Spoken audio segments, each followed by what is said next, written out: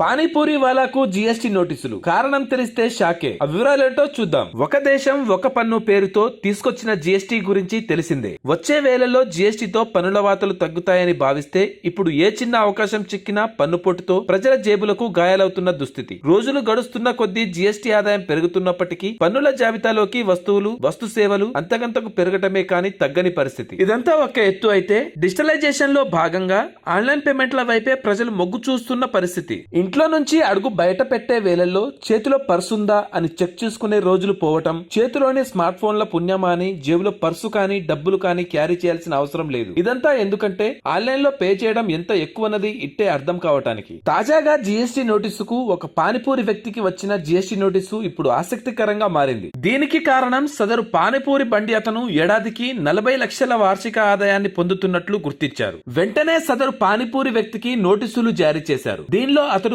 Online ద్వారా వార్షిక ఆదాయాన్ని 40 లక్షలుగా గుర్తించారు. ఇంత భారీ మొత్తం ఒక పానీపూరి షాపు యజమాని బ్యాంకు ఖాతాకు రావడంతో ఫోకస్ పెట్టారు. అతడికి పంపిన నోటీసుల్లో ఫోన్ పే, రేజర్ పే రికార్డుల ద్వారా పరిమితికి మంచి యూపీఐ చెల్లింపులు స్వీకరించిన నేపథ్యంలో అతడికి నోటీసులు ఇచ్చినట్లుగా పేర్కొన్నారు. ఇంతకు సదరు పానీపూరి షాపు ఎక్కడ ఉందన్నది చూస్తే చెన్నైలో ఉంది. 2021-22 మొదలు వరుసగా 3 ఏళ్లు సదరు పానీపూరి బండి అందుకున్న మొత్తం చెల్లింపులు 40,11,019 రూపాయలుగా జీఎస్టీ అధికారులు పేర్కొన్నారు. అంతేకాదు జీఎస్టీ చట్టం ప్రకారం సదరు పానీపూరి వ్యాపారి నమోదు కాలేదని తెలిపారు. ఒక ఆర్థిక సంవత్సరంలో 20 లక్షల మొత్తం టర్నోవర్ కలిగిన వారంతా నిబంధనల ప్రకారం జీఎస్టీ చట్టం ప్రకారం పేరు నమోదు చేసుకోవాలి. కానీ అలాంటిదేమీ లేకపోవడంతో సదరు పానీపూరి బండి యజమానికి నోటీసులు జారీ చేశారు. జీఎస్టీ రిజిస్ట్రేషన్ లేకుండా వ్యాపారం చేయడం నేరం. దీంతో 10,000 రూపాయల ఫైన్ వేయడం గమనార్హం. Thanks for watching.